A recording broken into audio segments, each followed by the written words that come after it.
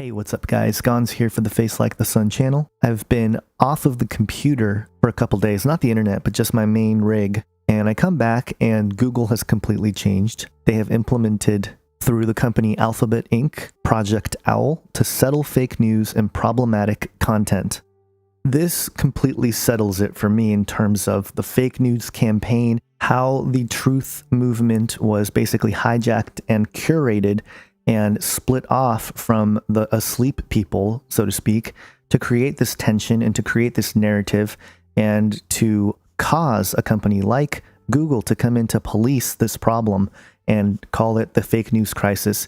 And we can call it a false flag because now Alphabet Inc. implements this thing, 4, 5, 6 months after it comes out? That's pretty quick.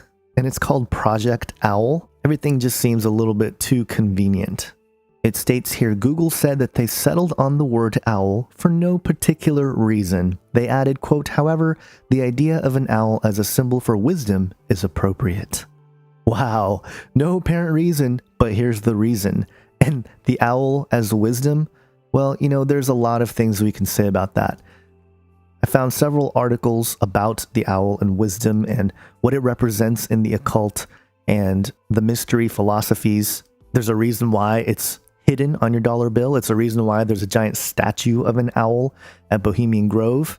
And those are the obvious references that you'll probably hear a lot. But really, the owl and the eyes wide open, that's a motif that goes back all the way to the Bible and Genesis chapter 3, right?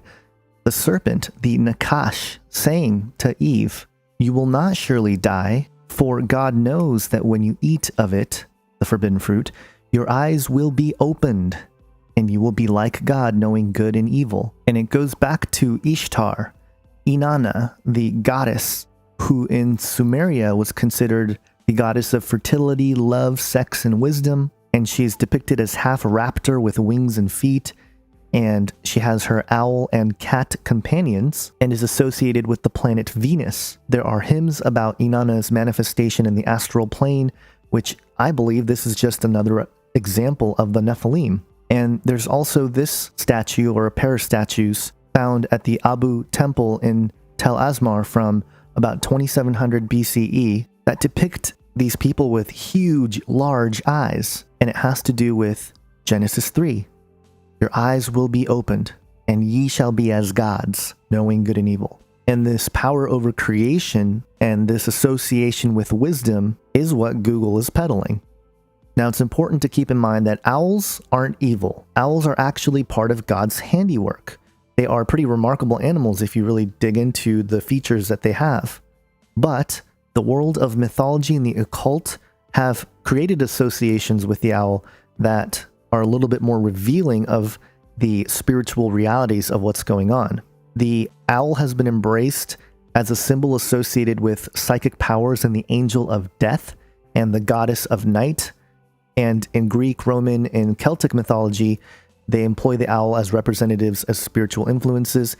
Hinduism uses it as a symbol for cosmic spirituality. Native American religions and shaman priests have used the owl for spiritual association. The Cree believed that the whistle sound of the Borean owl was a summoning call to the spirit world. Cherokee shamans believe that eastern screech owls as consultants on punishment and sickness, and so on and so on and so on. It goes back to Africa and the Bantu, the Zulus, where the owl is associated with wizardry and witches. It goes on and on. It goes way, way back. But here's the bottom line, and this is a message to Google and a message to all of you watching. Wisdom, right? Because owl represents wisdom. Even Google admitted that it's about wisdom. Romans 1, verses 21 through 23. For although they knew God, they did not honor him as God or give thanks to him, but they became futile in their thinking, and their foolish hearts were darkened. Claiming to be wise, they became fools, and exchanged the glory of the immortal God for images, resembling mortal man, and birds, and animals, and creeping things. If you like what we do here, please consider supporting us on Patreon. Have an awesome day, guys. God bless.